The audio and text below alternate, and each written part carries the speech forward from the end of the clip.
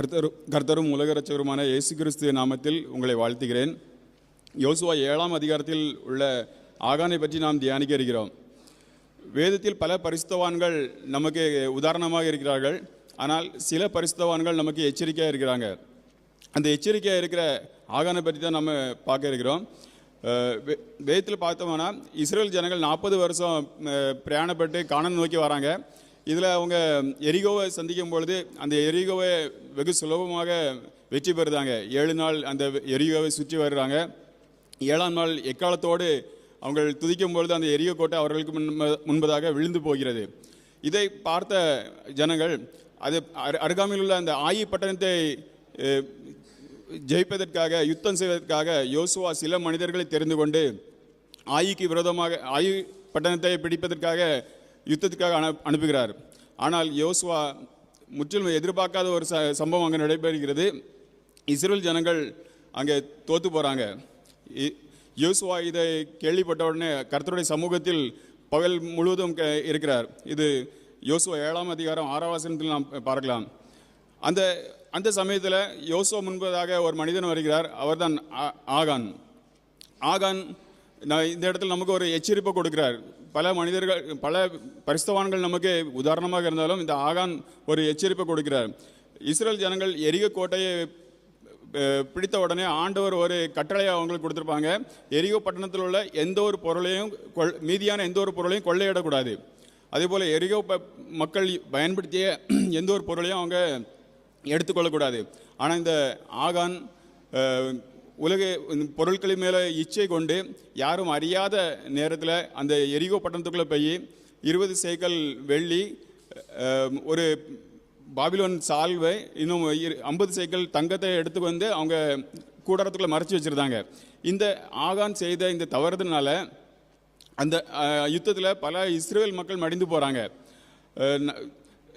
நந்தா கவனிங்க, இஸ்ரேல் ஜனங்கள் யோர்தானை கடந்து வந்துட்டாங்க. யோர்தானை கடந்தாச்சு அப்படின்னாலே அவங்க கானானுக்குள்ளே பிரவேசிக்க போகிறாங்க என்று தான் அர்த்தம். அவ்வளோ அவங்க பக்கத்தில் வந்துட்டாங்க. ஆனால் இந்த ஆகான் யார் என்றால் 40 வருஷமாக பிரயாணப்பட்டு வந்த மனிதன், கர்த்தருடைய எல்லா பலத்தையும் கண்ட மனிதன், கர்த்தரால் மன்னாவை பூசித்த மனிதன், இன்னும் செங்கடலெல்லாம் கடந்த மனிதன். அப்படிப்பட்ட அந்த மனிதனுக்கு தான் இந்த உலகத்தின் பொருள் மீது ஒரு இச்சை வந்து அந்த கானானுக்குள் பிரவேசிக்கிற ஒரு ஆசீர்வாதத்தை இழந்து போகிறார். வேதத்தில் நாம் வாசிக்கலாம்.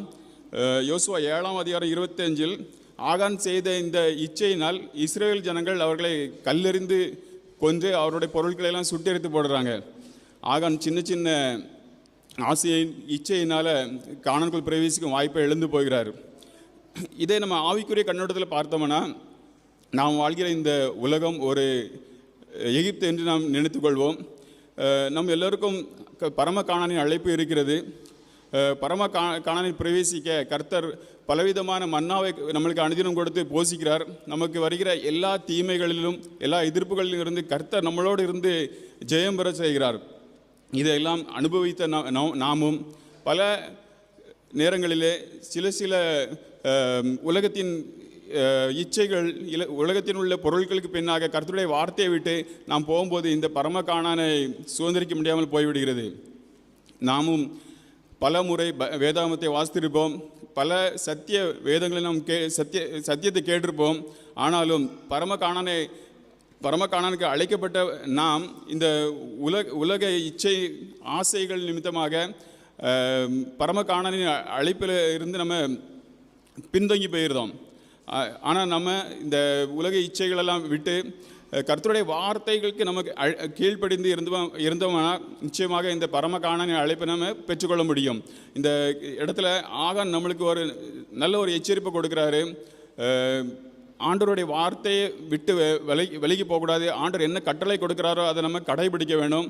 இன்னும் வேதத்தை சரியாக தியானிக்கணும். வேதத்தின் வார்த்தைகளுக்கு நம்ம செவி கொடுத்து அதில் விசுவாசம் வைத்து வேதத்தில் என்ன சொல்லப்பட்டிருக்கோ அதை கீழ்ப்படிந்து அவருடைய கட்டளையை நம்ம கை கொண்டு நம்ம கடைபிடித்து நம்முடைய வாழ்க்கை பரிசுத்தமாக இருந்தால் நிச்சயமாக இந்த பரம கானானை நாம் பெற்றுக்கொள்வோம் என்பதை இந்த ஆகான் மூலமாக தெரிந்து கொள்கிறோம்.